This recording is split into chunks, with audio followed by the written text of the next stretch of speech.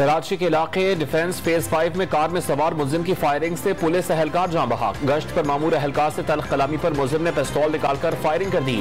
ملزم کی شناخت خرم کے نام سے ہو گئی۔ ڈیفنس 5 کا ہی رہائشی ہے۔ پولیس نے گرفتاری کے لیے چھاپے مارنا شروع کر دیے۔ آرمی چیف کی تعیناتی کا عمل جمعے تک مکمل ہو جائے گا۔ وزیر اعظم نے وزراء سے مشاورت کے بعد وزارت دفاع کو خط بھجوا دیا۔ GHQ کو بھی آگاہ کر دیا گیا۔ سمری آئے یا نہ آئے 1-2 دن میں تعیناتی کا عمل مکمل ہو جائے گا۔ وزیر داخلہ کی گفتگو۔ شاہد خاقان عباسی نے سمری کا نہ آنا ناکامی اور پیچیدگیاں پیدا ہونا قرار دے دیا۔ رانا ثناء اللہ کا بغیر صبری بھی تعیناتی کا اعلان خطرے کی گھنٹی ہے۔ وزیر داخلہ کے بیان سے واضح ہو گیا کہ سب ایک پیج پر نہیں۔ راولپنڈی عمران خان کے لانگ مارچ کا تاریخی استقبال کرے گا۔ شیخ رشید احمد کا ٹویٹ۔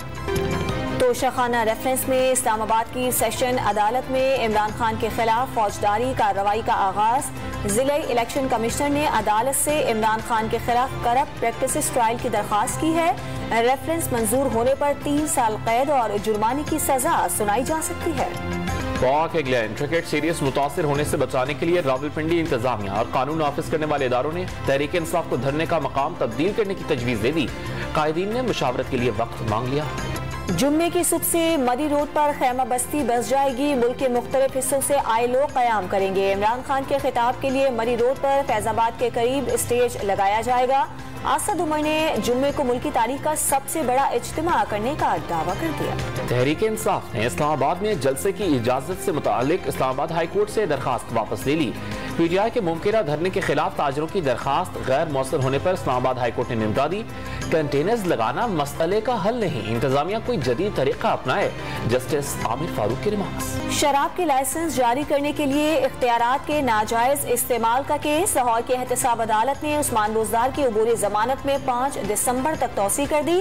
آئندہ سماعت پر فریقین کے وکلاء دلائل کے لیے طلب۔ اسلام آباد کی احتساب عدالت اسحاق ڈار کے خلاف آمدن سے زائد اثاثہ جات ریفرنس میں بریت کی درخواست پر فیصلہ آج سنائے گی۔ کراچی بلدیاتی انتخابات سے متعلق فیصلے کا وقت تبدیل، اب 3 بجے سنایا جائے گا۔ چیف الیکشن کمشنر کراچی بلدیاتی انتخابات سے متعلق فیصلہ خود پڑھ کر سنائیں گے۔ سندھ ہائی کورٹ میں بجلی کے بلز میں میونسپل ٹیکس کلیکشن شامل کرنے کے خلاف درخواستوں پر سماعت۔